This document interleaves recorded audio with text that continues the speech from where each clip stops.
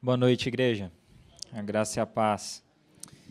Uma alegria estar aqui de novo, poder compartilhar com vocês algo a respeito da palavra de Deus. Como o Cris disse, ao longo desse semestre a gente tem feito uma série de mensagens na primeira carta de Pedro, e a gente tem trabalhado essa carta sob esse grande guarda-chuva do ano, que é firmes na fé, pois os dias são maus. E eu espero que já tenha ficado claro, conforme a gente caminha por 1 Pedro, porque essa carta foi escolhida de acordo ou juntamente com esse tema. Porque basicamente essa é a mensagem central dessa carta, essa é a mensagem central de 1 Pedro. Como a gente viu, inclusive se você quiser deixar sua Bíblia aberta em 1 Pedro, você já pode fazer isso.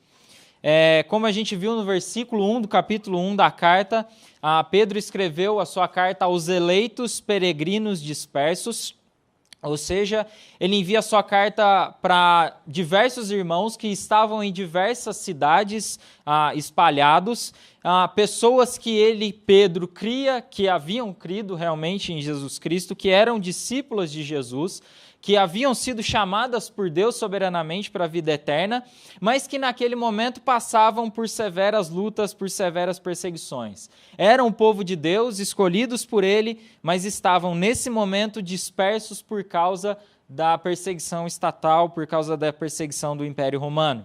E aí, nesse contexto de perseguição, nesse contexto de lutas e tribulações, a carta de 1 Pedro é muito rica em aplicações para a vida cristã, na dispersão, e entendam dispersão aqui por essa situação, no caso deles, indesejada, de não poderem estar onde eles gostariam de estar, junto com as suas famílias, na sua terra, mas eles se encontravam dispersos por vários lugares do império. E não é simplesmente um lugar onde você não deseja estar, mas é um lugar onde você se sente um estrangeiro, porque é assim que Pedro se refere a eles, estrangeiros dispersos. Então, a carta é muito rica em termos de aplicações para a nossa vida na dispersão, nos locais ou nos lugares onde a gente se sente como um estrangeiro, um lugar onde a gente se sente como peregrino, e basicamente isso se dá em todo o momento em que a gente não está reunido com o povo de Deus. Então eu vou trabalhar com uma diferença ao longo de toda essa mensagem, que é a diferença entre a reunião e a dispersão.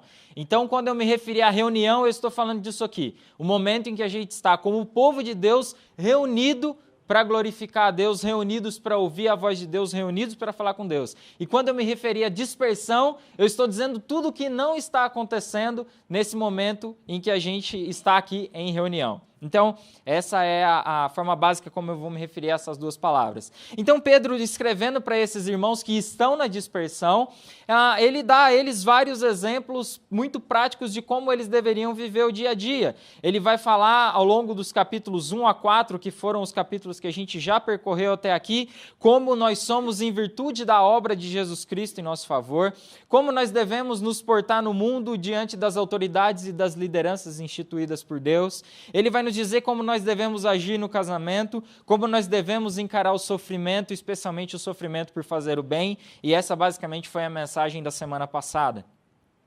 E então agora nessa segunda parte da carta, basicamente a partir do começo do capítulo 4, ele vai nos dar algumas aplicações um pouco mais específicas para a nossa vida na reunião, ou seja, para a forma como nós devemos nos relacionar uns com os outros enquanto igreja, enquanto congregação, comunidade e povo de Deus.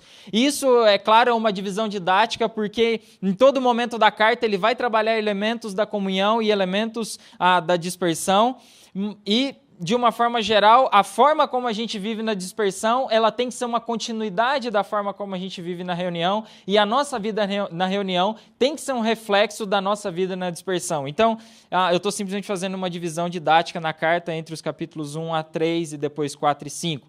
Mas, em outras palavras, a gente tem como povo de Deus uma série de responsabilidades com relação aos nossos irmãos, com relação a pessoas que não professam da mesma fé que a gente, E diante de todas essas responsabilidades que nós temos, Deus quer que a gente responda a elas de uma forma íntegra. Ele não quer que nós respondamos às responsabilidades que nós temos diante dos nossos irmãos de uma forma e as responsabilidades que nós temos diante das pessoas do mundo de outra forma. Ele quer que nós sejamos uma única pessoa, um único ser que responde a cada um dos desafios da vida a partir de uma mesma ótica, que é a ótica do Evangelho. E aí eu espero que a gente consiga ver isso no texto de hoje, em que boa parte dos chamados do texto vão ser para a nossa vida na reunião, mas a gente vai ver como isso tem implicações diretas para a nossa vida na dispersão. Portanto, agora sim, abra sua Bíblia em 1 Pedro, capítulo 4, versículos 7 a 11. A gente tem um textinho bem curto para essa noite, bem simples, mas não por isso menos importante ou menos profundo. 1 Pedro, capítulo 4, versículos 7 a 11. O versículo 7 já foi abordado na semana passada, mas como ele se trata do contexto imediato do texto de hoje, eu acho que é útil a gente começar por ele. Então, 1 Pedro 4, do 7 a 11, o texto diz assim: O fim de todas as coisas está próximo. Portanto, sejam criteriosos e sóbrios, dediquem-se à oração. Sobretudo, amem-se sinceramente uns aos outros, porque o amor perdoa muitíssimos pecados. Sejam mutuamente hospitaleiros, sem reclamação.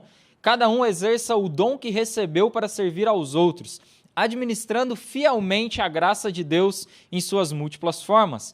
Se alguém fala, faça-o como quem transmite a palavra de Deus. Se alguém serve, faça-o com a força que Deus provê, de forma que em todas as coisas Deus seja glorificado mediante Jesus Cristo, a quem sejam a glória e o poder para todo o sempre. Amém. Até aí. Texto muito curto, 4 ou 5 versículos, com algumas lições muito claras e muito específicas para a nossa vida nessa noite. Então, se o contexto geral da carta de 1 Pedro é a vida cristã em tempos difíceis, o contexto específico, conforme a gente viu na primeira linha do versículo 7, é o fim de todas as coisas está próximo. E tudo o que Pedro vai dizer, do versículo 7 até o versículo 11, toma isso como pressuposto. O fim de todas as coisas está próximo. E aí a gente viu na semana passada que um cristão que vive à luz do fim é alguém que se dedica à oração, é isso que ele diz no versículo 7. E por que ele se dedica à oração? Porque ele quer encarar a vida e as situações da vida, nos seus tempos difíceis, com a sabedoria que vem do alto. Isso foi a mensagem do finalzinho da pregação da semana passada e basicamente é um resumo do que Pedro diz no versículo 7. E aí o texto de hoje ele é muito simples, muito direto e consiste basicamente em 3 imperativos. 3 imperativos. Versículo 8, amem-se sinceramente uns aos outros. Versículo 9, sejam mutuamente hospitaleiros. E versículo 10, cada um exerça o dom que Deus que recebeu para servir os outros. 3 imperativos que dizem respeito à nossa vida na reunião e à forma como nós devemos nos relacionar com o outro. Então, primeiro imperativo, versículo 8, amem-se sinceramente uns aos outros, porque o amor perdoa muitíssimos pecados. Não é a primeira vez que a gente ouve isso, e não é a primeira vez que Pedro diz isso na sua carta. Pedro convoca os seus ouvintes, pelo menos 3 outras vezes na sua carta, a amarem-se uns aos outros. Ele diz no versículo 1:22, por exemplo, não precisa abrir se você não quiser, mas se estiver fácil, vire a página. No 1:22 ele diz, amem sinceramente uns aos outros de todo o coração. Depois no 2:17 ele diz, amem os irmãos. E no 3:8 ele diz, amem-se fraternalmente. Mas aqui, no 4:8, é a primeira vez que ele complementa o seu ensino sobre o amor com um porquê. E a razão que ele dá é porque o amor perdoa muitíssimos pecados, ou em algumas versões, o amor cobre muitos pecados, ou o amor cobre multidão de pecados nas versões mais antigas. Agora, o que significa dizer que o amor cobre multidão de pecados? E eu preciso ser bastante sincero que a primeira vez que eu li, não a primeira vez que eu li na vida, mas a primeira vez que eu li essa semana, preparando esse sermão, me incomodou um pouco essa ideia de que o amor cobre muitos pecados. Porque talvez uma das primeiras coisas que vem à sua mente quando o texto diz o amor cobre multidão de pecados, é que o amor varre o pecado para debaixo do tapete, ou então que ele faz vista grossa ao pecado. Mas não é isso que quer dizer que o amor cobre uma multidão de pecados. Também não quer dizer que o amor desconsidera a gravidade do pecado ou que o amor não seja capaz de tratar o pecado. Em alguns textos bíblicos, e aí aqui a gente precisa fazer um exercício de lembrar o que a Bíblia toda diz a respeito disso, em alguns textos bíblicos, a ideia de que o amor cobre uma multidão de pecados, ela aparece como sinônimo de que o amor perdoa muitos pecados. É isso, por exemplo, que a gente encontra no Salmo 32:1, quando o salmista diz: como é feliz aquele cuja desobediência é perdoada, cujo pecado é coberto. E a gente sabe que dentro dos Salmos, essa é uma estrutura muito usada, essa estrutura de paralelismo. Então, quando ele diz a desobediência é perdoada e o pecado é coberto, ele está dizendo a mesma coisa de duas formas diferentes. Então, aqui a gente encontra a ideia do pecado sendo coberto como um sinônimo para o pecado ou a desobediência ser perdoada. Mas em outros textos, como em Provérbios 10, versículo 12, a ideia de pecado ser coberto aparece como uma espécie de prevenção. Citando agora Provérbios, o ódio provoca brigas, mas o amor cobre todas as ofensas. E em 1 Pedro, agora voltando para o nosso texto, parece que a ideia de que o amor cobre multidão de pecados aparece primeiramente aplicado à ideia de perdão, mas também funciona como uma espécie de prevenção para a nossa vida. E aí, então, agora sim, como então o amor cobre muitos pecados sem simplesmente varrer o pecado para debaixo do tapete? E aí eu peço que você preste atenção nesse ponto. Aquele que ama não leva em conta o pecado do irmão, pois sabe que o preço por aquele pecado já foi pago na cruz. Aquele que ama não leva em conta o pecado do irmão ou do próximo, porque entende e acredita que o preço daquele pecado já foi pago na cruz. Em outras palavras, se Cristo já pagou por aquele pecado, quem sou eu para cobrar novamente por ele? Se Cristo já pagou por aquele pecado, quem sou eu para cobrar mais uma vez por ele? Não dá para nós falarmos sobre amor cristão ou sobre o próprio perdão cristão sem nos lembrarmos do que Cristo fez na cruz por nós. A cruz é a manifestação suprema de que Deus não varre o pecado para debaixo do tapete. Na sua santidade e na sua justiça, Deus não poderia simplesmente dizer: seus pecados estão cobertos, vamos seguir em frente. O pecado tem consequências, a gente sabe disso, e a sua principal consequência é a morte. Portanto, por ser santo, por ser justo, Deus precisava tratar o nosso pecado. Mas por ser amoroso, Ele mesmo providenciou o meio para que o nosso pecado fosse tratado. Então, na cruz, Deus demonstra ao mesmo tempo a sua justiça e a sua misericórdia, a sua santidade e o seu amor. Porque na cruz, Deus satisfaz a sua ira santa contra o pecado quando Ele nos entrega Jesus por amor. Portanto, quando nós somos incapazes de perdoar alguém pelo que essa pessoa fez contra nós ou fez contra outros e nós ficamos sabendo, o que na verdade a gente está dizendo? A gente está dizendo que o sacrifício de Jesus não é suficiente e, portanto, algo mais precisa ser feito para pagar o preço daquele pecado. Sempre que eu e você lidamos com uma situação em que ou nós somos a parte ofendida, ou então nós conhecemos a parte ofendida, então nós tomamos a dor da parte ofendida, seja ela outra pessoa ou nós mesmos, e nós não conseguimos perdoar o ofensor, o que nós estamos dizendo é: o sacrifício de Cristo na cruz não foi suficiente e não dá conta desse pecado. Porque se o sacrifício de Jesus fosse suficiente e desse conta desse pecado, eu não cobraria ele mais uma vez de você. Então, vocês estão percebendo a gravidade disso? E por que a importância do que Pedro está dizendo de que o amor cobre uma multidão de pecado? Então, quando no fundo a gente não é capaz de perdoar alguém pelo que ela nos fez, o que a gente está fazendo na prática é cobrar aquela pessoa mais uma vez pelo seu pecado. E, em suma, nós estamos dizendo que o sacrifício de Jesus não dá conta daquele pecado. E a gente pode fazer isso de diversas formas na vida, e a gente faz isso de diversas formas na vida.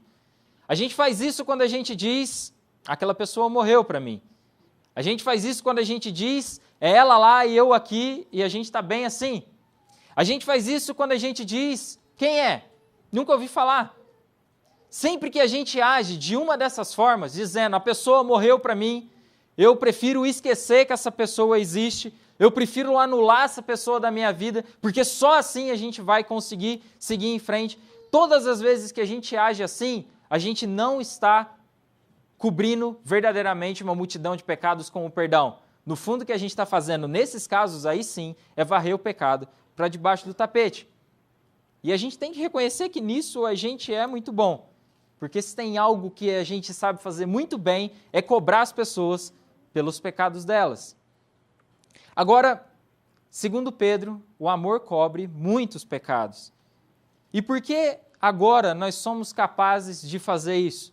Porque a morte de Jesus dá conta dos pecados do nosso irmão, a morte de Jesus dá conta dos nossos próprios pecados. O sacrifício dele é suficiente para perdoar uma multidão de pecados. E aí, quem somos nós para cobrar novamente por um sacrifício que o próprio Deus já aceitou? Me permita mais um passo dentro desse imperativo do versículo 8, amem-se sinceramente uns aos outros. Teve uma situação bem esdrúxula que aconteceu essa semana, mas que eu acho que serve de ilustração para o meu ponto.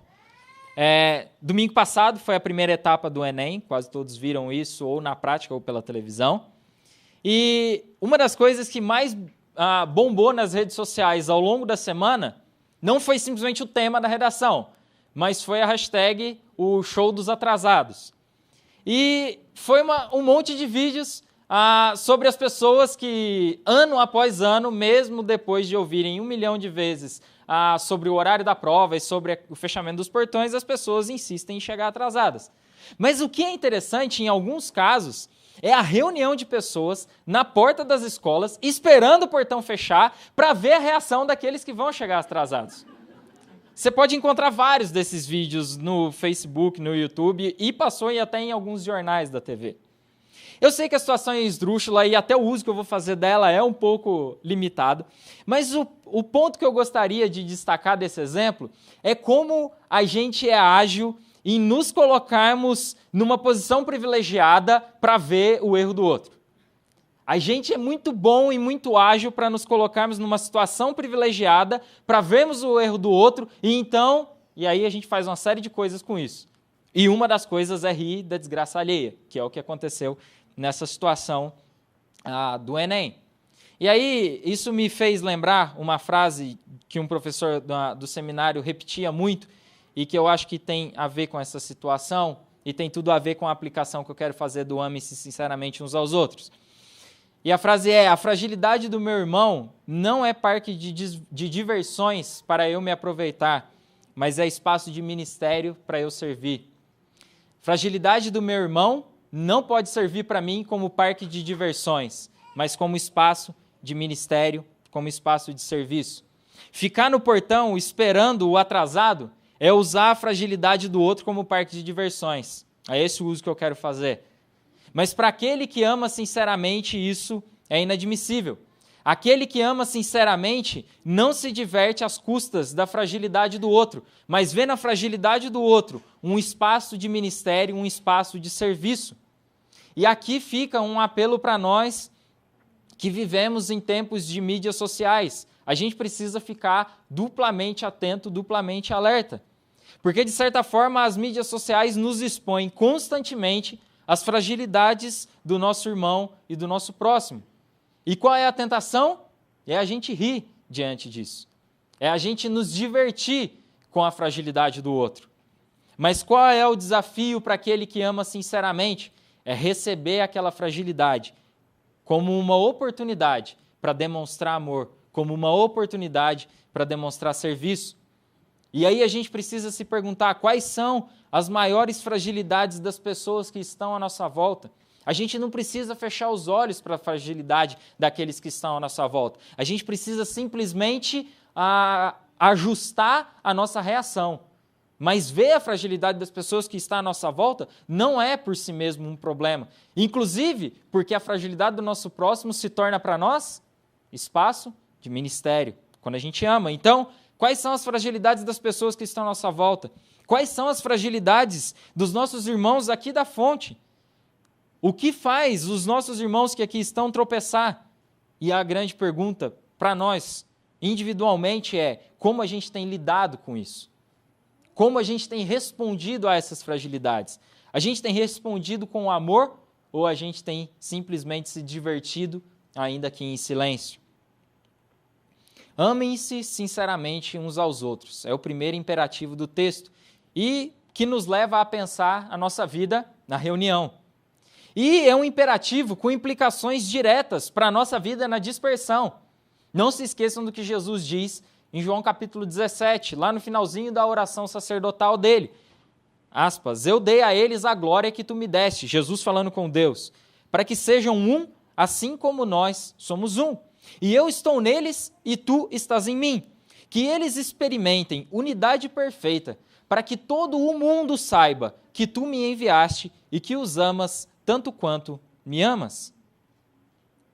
Fazendo uma aplicação desse texto para a nossa realidade, e eu acredito que fica muito claro como uma realidade da reunião, que é o amor uns pelos outros, impacta a nossa vida na dispersão. Porque o que Jesus está dizendo é que conforme a gente ama e experimenta uma unidade perfeita, então o mundo sabe, o mundo testifica de que o Pai enviou a Cristo e de que o Pai nos ama como Jesus nos ama. Tertuliano, um teólogo cristão dos que viveu no século II, uns 100 anos mais ou menos depois da morte de Pedro, ele viveu um período de profunda perseguição à igreja, pior do que esse período que o próprio Pedro viveu.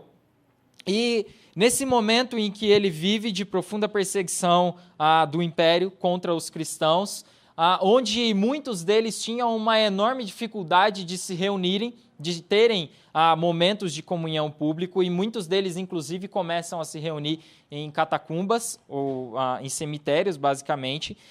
Nesse tempo de profunda perseguição, Tertuliano nos deixa o seguinte registro, aspas novamente, é nosso cuidado pelos desamparados, nossa prática de benignidade, que nos distingue aos olhos de muito de nossos opositores. Vejam só, dizem eles, vejam como amam-se uns aos outros, vejam como estão dispostos a morrer uns pelos outros. O amor dos cristãos uns pelos outros é parte fundamental do testemunho cristão no mundo. Ainda que tenhamos pouquíssima estrutura ou capacidade de mobilização, se temos amor uns pelos outros, nós temos o que oferecer como testemunho do amor de Deus ao mundo. Será que a gente pode, como igreja, oferecer isso hoje ao nosso mundo? Será que nós somos capazes de perdoar aqueles que têm falhado conosco? Será que nós somos capazes de servir os nossos irmãos nas suas fragilidades? Será que nós somos capazes de amar de forma sincera? Segundo ponto, segundo imperativo do texto. Sejam mutuamente hospitaleiros. Versículo 9. Sejam mutuamente hospitaleiros. Hospitalidade. Eis um assunto que a Bíblia fala muito e a gente não dá quase nenhuma importância. Já perceberam como o Novo Testamento fala a respeito de hospitalidade uma série de vezes? Vou citar 3 versículos, não precisa abrir na sua Bíblia, simplesmente preste atenção no que o autor está dizendo. Romanos capítulo 12, versículo 3. Compartilhem o que vocês têm com os santos em suas necessidades. Pratiquem a hospitalidade. 1 Timóteo capítulo 3, versículo 2, é necessário, pois, que o bispo, ou pastor, seja irrepreensível marido de uma só mulher, sóbrio, prudente, respeitável, hospitaleiro e apto para ensinar. E depois, por último, Hebreus capítulo 13, versículo 2, não se esqueçam da hospitalidade, foi praticando-a que, sem saber, alguns acolheram anjos. É claro que o elemento contextual de todos esses textos ele é importante, pois não havia nos tempos do Novo Testamento tantos hotéis, pousadas, Airbnb e tudo isso que a gente tem hoje para se hospedar quando viajamos. Então, se alguém saía de viagem, especialmente no contexto da igreja, especialmente no trabalho missionário, essa pessoa dependia profundamente da generosidade de outros irmãos para acolhê-lo. Todavia, se os ensinos bíblicos são atemporais, são supraculturais, são para qualquer tempo, para qualquer cultura, a gente precisa dar ouvido ao que o texto está dizendo. E aqui eu acredito que também seja necessário a gente pensar um pouco no nosso contexto, no contexto paulistano da cidade de São Paulo no século XXI. Porque tudo nessa cidade colabora ou trabalha contra a hospitalidade. Tudo nessa cidade trabalha contra a hospitalidade. Primeiro, a correria da vida. Geralmente o lar funciona como uma espécie de refúgio. Quando a gente vai para casa, a última coisa que a gente quer é mais trabalho. Ali é um lugar de descanso, de curtir a família, claro, tem um trabalho do lar, mas é nosso espaço de refúgio. E aí a pergunta é, como ser hospitaleiro num contexto assim? Uma segunda característica da nossa realidade é que a própria arquitetura não ajuda. O preço dos imóveis nos joga para casas e apartamentos cada vez menores. E aí a disputa por espaço é impressionante. É a roupa, as tralhas, os livros, os brinquedos, o cachorro... Enfim, uma série de coisas lutando por um cantinho na casa. De novo, como ser hospitaleiro num contexto assim. E terceiro e último, o próprio individualismo do morador da metrópole trabalha contra a hospitalidade. Ele não quer ser incomodado. Ele prefere pagar para que os outros façam. Ele até participa das decisões do condomínio, mas não está nem um pouco preocupado com as pessoas do condomínio. Vai uma vez por ano na assembleia, muito contrariado, vota e isso é suficiente. Que não encontre as pessoas do condomínio mais nem uma vez no resto de todo o ano, especialmente aquele cara que votou contra as coisas que nós gostaríamos. E aí, de novo, como ser hospitaleiro num contexto assim? E se esses traços da cultura dessa cidade têm formado a nossa forma de agir, precisamos, então, hoje dar ouvido ao que Pedro está dizendo. Porque se falta de hospitalidade é uma característica da nossa cultura, então a gente precisa rejeitar isso e redimir isso. E ainda que falta de hospitalidade seja um traço da nossa cultura, ou mais forte na nossa cultura, isso não é algo só do nosso tempo. Não é à toa que Pedro diz no final do versículo 9, sejam mutuamente hospitaleiros, vírgula, sem reclamações. Ou seja, se havia possibilidade de reclamações, isso não é um problema só do nosso tempo, isso é um problema para todos os tempos. E a gente sabe disso, porque o pecado é velho. Desde a queda, ser hospitaleiro e fazer o que é certo é ruim, é chato, nos incomoda. A gente não pode seguir simplesmente as nossas inclinações nesse momento. Ser hospitaleiro não é algo natural, não é algo necessariamente gostoso e não é algo que a gente faz sempre com a maior alegria do mundo. Mas a gente sempre vai ter que lutar contra o nosso comodismo, contra o nosso conforto e contra o nosso individualismo. Há pouco mais de um ano, eu estava numa conferência na qual um dos preletores era um pastor escocês. Ele tinha plantado uma igreja num lugar bem pobre daquela região. Vocês podem imaginar que a pobreza da Escócia não é a mesma coisa que a pobreza no Brasil. Mas era uma realidade difícil, de muitos dependentes químicos, de muitos alcoólatras, de muitos problemas familiares. E eles plantaram uma igreja ali naquela região, e fazia mais ou menos uns 4 anos, quando a gente ouviu ele dizendo. E alguns casos que ele contou eram muito tristes, mas diversos testemunhos da graça de Deus restaurando vidas também foi dado. E aí, ao final de uma das palestras, eu e a Bruna fomos falar com ele. Ele também havia sido missionário no Brasil, na adolescência, na juventude. Então, ele até falava um português bem arranhado. Então, a gente foi conversar com ele, com uma inquietação no coração. A nossa pergunta a ele foi, Mess, era o nome dele, somos uma igreja pequena, não temos condições de fazer muitas das coisas, ou muitas coisas das quais você falou. Como você acha que Deus pode nos usar, no nosso contexto, para alcançar os perdidos, mesmo com tantas limitações? E a resposta dele nos deixou mais perturbados. Ele disse, nós também somos uma igreja pequena, pouco mais de 100 membros. Eu não posso dizer a vocês o que vocês têm que fazer, isso só Deus pode dizer. Mas eu vou contar a você o que Deus nos direcionou a fazer. E se isso servir de inspiração para o coração de vocês, deixa Deus te usar. Há alguns anos, ele contando, nós decidimos como igreja abraçar um desafio. cada membro da igreja abriria a sua casa para um necessitado, seja um ex-viciado, um morador de rua ou uma criança desamparada. Desde então, nós temos feito isso. E por meio desse ministério, Deus tem transformado a vida de muitas pessoas. É claro que a gente tem encarado diversas dificuldades. Eu mesmo, mestre falando, já fui roubado algumas vezes, tratado com muita ingratidão. Hoje mesmo, naquele momento conversando comigo, enquanto ele estava aqui, a família dele estava lá na Escócia, cuidando de uma pessoa que eles estavam acolhendo naquele momento, que era um deficiente mental. E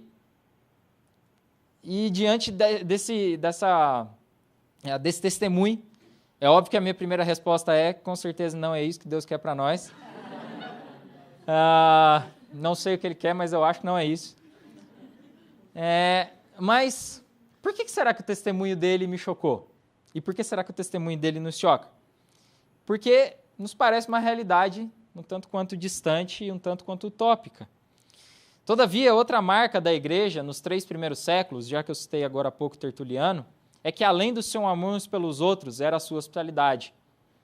Segundo Paul Stevens, diaconias, hospitais e albergues administrados por igrejas cristãs eram, muitas vezes, as únicas hospedarias para os viajantes e o único refúgio para os cansados.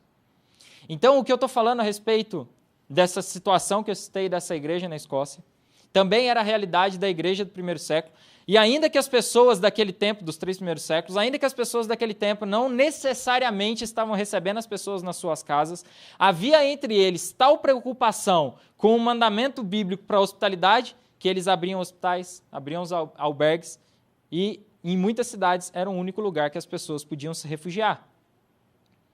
Então, se era algo da realidade da igreja nos primeiros séculos, se é algo que é a realidade na igreja ao redor do mundo, isso, de alguma forma, nos diz respeito. Agora, um testemunho um pouco mais pessoal. Todos sabem que eu e a Bruna e alguns outros amigos aqui da Fonte, nós estudamos fora das nossas cidades no tempo, durante a universidade. E uma das coisas que eu me lembro desse tempo, com maior gratidão no coração, é como nós fomos abençoados pela hospitalidade de muitos irmãos nesse período. Eu nunca vou me esquecer do cuidado da tia Sueli, que na sua simplicidade me recebia para almoçar em sua casa todas as vezes que o restaurante universitário entrava em greve. A comida no restaurante universitário custava R$1,90, na rua custava R$19. Não dava para almoçar todos os dias na rua quando o bandejão entrava de greve. E quem me acolheu, quem me hospedou nesse período? Tia Sueli, mais de uma vez ao longo de toda a graduação. Também não vou me esquecer da atitude do Lira, que sem me conhecer, me recebeu durante mais de uma semana na sua casa para eu poder participar de uma conferência. Ou dos inúmeros almoços de domingo com o pessoal da igreja, ainda que fosse um simples ajuntamento de panelas. Ou do tio Belmiro, que me recebeu na sua casa por 8 meses enquanto eu fazia estágio em Ribeirão. Pessoas simples, a maioria delas sem muitas condições, mas que decidiram obedecer ao imperativo bíblico, sejam mutuamente hospitaleiros, sem reclamações. Gente, é muito mais fácil a gente ficar no conforto do nosso lar, curtindo a nossa família, assistindo Netflix. Mas Deus tem e quer muito mais de nós do que isso. Receber pessoas e ser recebido é uma bênção. Partilhar a mesa, partilhar o pão é uma bênção. E aí algumas perguntas novamente para nossas vidas qual foi a última vez que nós abrimos os nossos lares para os nossos irmãos? Qual foi a última vez que nós acolhemos um necessitado? E necessitado aqui não necessariamente é o pobre, necessitado é aquele que está à nossa volta e que tem algum tipo de necessidade de ser acolhido. Talvez é alguma pessoa que tenha para cá viajado e pedido por socorro porque não tinha condições de pagar um hotel. Qual foi a última vez que a gente foi hospitaleiro e que a gente pode dizer, eu cumpri esse imperativo bíblico da carta de Pedro? Eu acredito que Deus nos desafia hoje a deixarmos o que é mais confortável e abraçar algo eterno. Algo que, apesar de talvez não ser o mais confortável nesse momento, é o mais prazeroso, porque é fazer a vontade de Deus. Terceiro e último imperativo do texto para nós, versículos 10 e 11, cada um exerça o dom que recebeu para servir aos outros. Cada um exerça o dom que recebeu para servir os outros. No último dia 31 de outubro, a gente celebrou os 500 anos da Reforma Protestante. inclusive fizemos uma série de mensagens ao longo do mês de outubro a esse respeito. Mas um ponto que a gente não conseguiu trabalhar ao longo do mês de outubro, e talvez seja uma das maiores contribuições da reforma, especialmente para a eclesiologia, é a doutrina do sacerdócio universal dos crentes. E uma doutrina que está fundamentada basicamente num texto de 1 Pedro, que é 1 Pedro capítulo 2, versículo 9, que diz: vocês são a geração eleita, sacerdócio real, nação santa, povo exclusivo de Deus, para anunciar as grandezas daquele que os chamou das trevas para a sua maravilhosa luz. Vocês são sacerdócio real. Agora, o que quer dizer que todo crente é um sacerdote? Segundo Lutero, o fato de que nós somos todos sacerdotes e reis significa que cada um de nós, cristãos, pode ir perante Deus e interceder pelo outro. Ou seja, o sacerdócio é tanto para a gente, é tanto uma posição quanto um serviço. Por um lado, nós não precisamos de mais ninguém que nos represente diante de Deus, porque nós temos livre acesso a Ele pelo que Jesus fez. Mas, por outro lado, nós somos também sacerdotes uns dos outros, que nos oferecemos diante de Deus em intercessão pelos nossos irmãos. Então, em um contexto no qual apenas os oficiais da igreja tinham a prerrogativa de ler as Escrituras e transmitir ao povo a vontade de Deus, os reformadores devolveram ao povo o seu lugar diante de Deus. A doutrina do sacerdócio universal dos crentes é tipo uma doutrina de empoderamento dos crentes, porque devolve aos crentes de volta a sua posição diante de Deus, o seu lugar diante de Deus. O cristão não precisa de alguém que o represente diante de Deus. Ele não precisa de cobertura especial de ninguém. Ele não precisa de um apóstolo ungido para receber a bênção. Mas não se trata só de posição. Se trata também de servir uns aos outros de acordo com o dom que Deus concedeu. E aí aqui está o link entre essa doutrina e os versículos 10 e 11 que a gente acabou de ler. Cada cristão recebeu de Deus um dom espiritual. E cada dom é importante e fundamental para o bom desenvolvimento da igreja. Não há pessoas mais e menos importantes no corpo de Cristo. Cada um recebeu um lugar e o corpo não se desenvolve bem se um ou outro membro estiver doente ou então se vê como fútil. A pergunta é: o que há de mais central para o bom desenvolvimento de uma igreja? Será que é uma liderança forte, uma estrutura administrativa de ponta, um prédio impecável e multifuncional, uma localização privilegiada? Nada disso. A congregação precisa ocupar o lugar central na vida da igreja. É a reunião dos dons de cada um que está aqui que vai nos dizer ao que Deus nos chamou enquanto igreja. E talvez um dos erros que a igreja, no geral, generalizando, mais comete nos dias de hoje é tentar fabricar vida ao replicar o que funciona em outros lugares. E aí se inventa um monte de estratégia, um monte de mecanismos que, se você aplicar, vai acontecer a mesma coisa. Mas não vai. Por quê? Porque os dons não são os mesmos. As vocações não são as mesmas. O chamado e a manifestação da multiforme graça de Deus, ela se dá de uma forma muito específica em cada contexto. Congregações crescendo em torno de líderes famosos e centralizadores é uma tragédia. É uma tragédia. É voltar aos rudimentos podres da igreja medieval, centralizadora e hierarquizada. Cristo já nos libertou de igrejas crescendo em torno de uma liderança forte. A congregação precisa crescer em torno de Cristo e ter cada um dos seus membros como expressão máxima do que é ser igreja. Graças a Deus, a fonte não é a igreja do Cristo, a fonte não é a igreja dos pastores dessa igreja, ou dos pastores, futuros pastores, ou de quem quer que seja, líder nessa igreja. A fonte não é a igreja de fulano de tal. A fonte é a igreja de cada um que está aqui. A fonte é a igreja de cada uma dessas pessoas que se reúnem aqui, domingo após domingo, para o desenvolvimento e para o serviço dos seus dons. A fonte, nesse sentido, é a igreja da Marie. A fonte é a igreja do Vini. A fonte é a igreja do Vitor. A fonte é a igreja do Adilton. A fonte é a igreja do Gui. A fonte é a igreja do Paulinho, da Renata, do PP, da Adele. A fonte é isso, é esse ajuntamento. A fonte não é a igreja de uma única pessoa. E se um dia, baseado nisso, nos perguntarem qual é o lugar da fonte no reino de Deus, para o que vocês foram chamados enquanto igreja, a resposta não está nos dons que Deus disponibilizou aos líderes dessa igreja. A resposta está nos dons que Deus disponibilizou à congregação. A resposta está nos dons que Deus disponibilizou a cada um que aqui está. Então, qual é o chamado da nossa igreja? A resposta não está em quem está aqui na frente. A resposta está no seu dom, naquilo que Deus disponibilizou para você. E se você é um crente em Cristo Jesus, algo você recebeu dele e você tem que outra pessoa não tem. Sem dúvida, os pastores e mestres exercem um papel fundamental ao dar direção para a igreja caminhar, mas eles não são mais do que uma demonstração da graça de Deus na vida da congregação.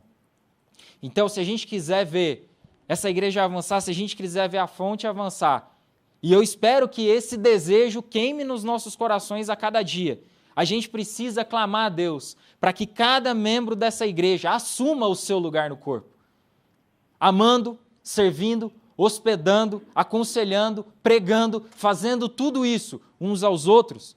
Enquanto a gente não tiver uma comunidade moldada no serviço um ao outro, com crentes sendo sacerdote uns dos outros, nós não vamos estar prontos para avançar. Enquanto o que a gente tiver, e eu não estou dizendo que essa é a realidade, mas a gente precisa se precaver disso, enquanto a gente tiver meros espectadores, a igreja não avança. Porque a igreja não avança pelos dons da liderança, a igreja avança pelos dons que Deus disponibilizou ao corpo. E quando a igreja avança pelos dons da liderança, a gente cai no mesmo erro e naqueles rudimentos podres da igreja medieval, que é uma igreja seguindo um líder. Mas Deus nos constituiu reino e sacerdotes. Deus nos constituiu reino e sacerdotes. Somos, cada um, individualmente, sacerdotes uns dos outros. E essa igreja só vai avançar quando nós, individualmente, assumirmos o nosso lugar no corpo e dissermos uns aos outros, Deus me deu esse dom e eu quero gastar ele na sua vida. Deus me deu esse dom e eu preciso compartilhar ele com você. E eu não tenho dúvida de que Deus nos deu dons. Deus nos deu dons. Nosso papel é fazer bom uso e administrar bem o que Deus nos concedeu. É assim que a igreja é edificada. É assim que a gente avança como congregação. E eu não estou falando em avanço de números, necessariamente. Eu estou falando de crescimento santo. Estou falando de saúde. Estou falando de atuação no mundo. E percebam o que Pedro diz no versículo 11. É quando a igreja age assim, com cada membro fazendo o bom uso dos seus dons, que Deus é glorificado por meio de Jesus. Antes disso, ele diz uma coisa que eu acho muito curiosa no texto. Ele diz, você tem o dom de falar? O que ele diz? Se você tem o dom de falar, fale. Se você tem o dom de servir, sirva. Muitas vezes a gente, eu tenho o dom de falar, mas eu estou esperando, né? Estou esperando que alguém me coloque naquela posição, porque quando eu estiver naquela posição, eu vou fazer uso do meu dom. Eu tenho o dom de servir, mas eu não estou num cargo que me permite servir. Gente, se Deus te deu o dom a você de falar, fale. Somos sacerdotes uns dos outros. Se Deus te deu o dom de servir, sirva, porque somos sacerdotes uns dos outros. Se Deus te deu o dom de ser hospitaleiro, hospede, porque somos sacerdotes uns dos outros. Se Deus não te deu o dom de amar, cuidado, porque você não está na fé, porque esse dom todos nós recebemos. Deus é glorificado numa congregação que se aplica ao serviço mútuo, à comunhão e à proclamação da verdade. Deus é glorificado quando nós administramos bem os dons que a sua graça nos concedeu. Vamos pedir então a Deus por uma igreja ativista, cheia de atividades, onde todos podem exercer os seus dons? De forma nenhuma, de forma alguma. A gente quer uma igreja viva, uma igreja atuante no mundo, exercendo seus dons no dia a dia da vida, não apenas em atividades eclesiásticas. Queremos você comprometido com a sua família, com o seu trabalho, com os seus estudos, com seus amigos incrédulos. Queremos que você tenha tempo para receber pessoas na sua casa, para demonstrar amor ao necessitado, para aconselhar o seu vizinho que está com problema em casa. Mas você também precisa saber que, além da importância do desenvolvimento e do desempenho dos seus dons no mundo, os seus dons também são imprescindíveis para o bom funcionamento desse corpo que é a igreja. A vida do seu irmão, dessa pessoa que está sentada do seu lado, lhe diz respeito. Cristo morreu por gente, Cristo morreu por pessoas. E se a gente está em Cristo, o mínimo que a gente precisa é amar gente, é amar pessoas. Não tem como ser crente e não gostar de gente. Não dá para ser crente sozinho, não dá para ser cristão sozinho. O Novo Testamento está cheio de imperativos do tipo uns aos outros. Devemos honrar uns aos outros, carregar os fardos uns dos outros, orar uns pelos outros, confessar pecados uns aos outros, encorajar uns aos outros, amar uns aos outros. Ou seja, não dá para fazer nada disso se a gente permanecer no nosso individualismo, timidez e conforto. E eu sei que cada um aqui, e eu digo isso a partir de mim, eu sei que cada um está cheio de demandas pessoais e das urgências da vida. E eu sei que muitas vezes é difícil estar aqui, mesmo que seja 2 horas por semana, uma vez por semana, num final de tarde de domingo. Mas a gente precisa tomar consciência de que Jesus morreu por gente e de que essa pessoa que está ao nosso lado nos diz respeito e de que a gente um dia vai cantar ao lado dessa pessoa. Digno é o Cordeiro de receber a glória, a honra e o louvor, porque foste morto e compraste para Deus pessoas que vêm de todos os povos, línguas e nações do mundo. É isso que nós vamos cantar no último dia. Nós vamos cantar em comunhão que Deus morreu, que Jesus morreu por pessoas. Ele é o cabeça da igreja. Portanto, não dá para ser crente e dar de ombros para a necessidade daqueles que estão à nossa volta. Mas aí você pode me perguntar, o tempo de comunhão aqui na igreja é tão pequeno, eu sequer consigo compartilhar as minhas lutas e desenvolver relacionamentos profundos com as pessoas. E não dá mesmo. Não dá mesmo. O tempo que a gente tem aqui é limitado. Por isso que desenvolver e compartilhar os nossos dons não é uma coisa que a gente faz só nos domingos à noite. É algo que a gente faz na vida. É algo que a gente faz no dia a dia. E a gente não vai conseguir fazer isso se a gente não caminhar uns com os outros, se a gente não caminhar perto, se a gente não andar junto. A igreja pode dar e proporcionar estruturas para você desempenhar melhor seus dons? Pode. E é por isso que a gente vai, a partir do ano que vem e pelos próximos anos, investir em mais pequenos grupos, para que você possa ter um tempo de comunhão, partilhar seus dons, pedidos de oração. Mas até lá, e aqui é um desafio muito prático, existem pequenos grupos da igreja em todas as regiões da cidade. Talvez você esteja aqui nessa noite clamando por falta de comunhão. Eu chego aqui todo domingo à noite e eu não consigo ter comunhão com as pessoas que estão aqui. Eu quero te dizer, você tem já uma porta aberta para tentar trabalhar isso. E são os pequenos grupos da igreja. É um lugar onde você tem muito mais espaço para dizer tudo que você está passando, compartilhar pedidos de oração, e eu poderia chamar as pessoas que estão envolvidas nos pequenos grupos aqui para testemunhar de que isso tem acontecido.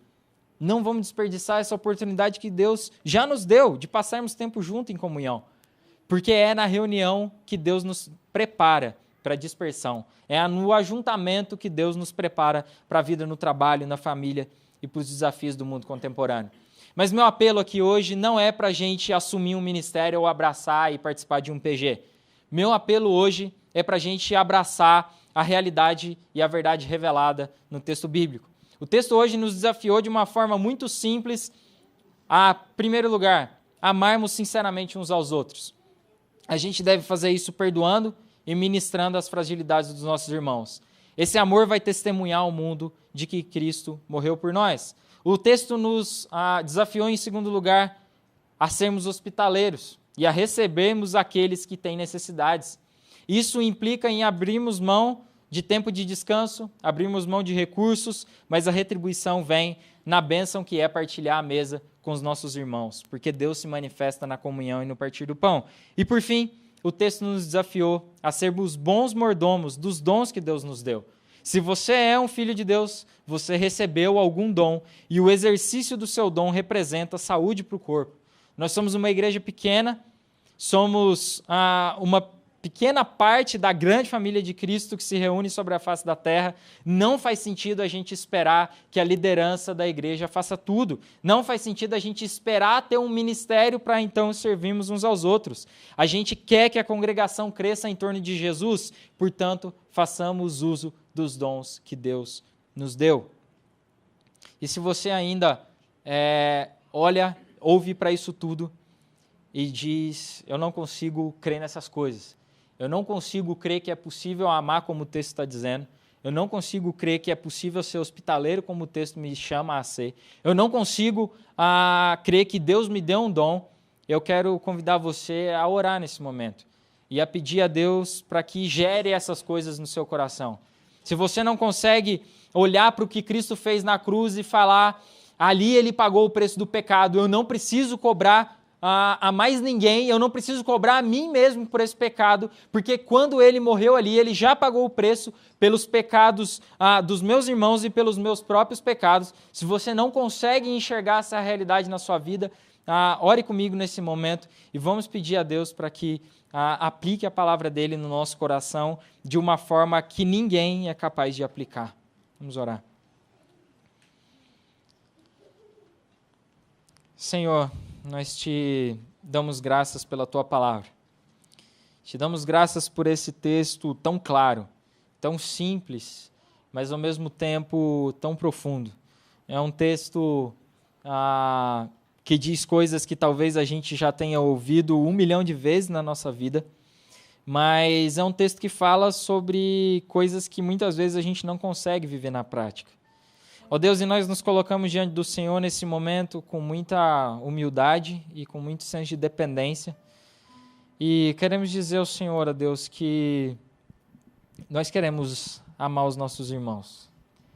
Queremos amar sinceramente uns aos outros, ó Deus. Gere esse amor no nosso coração.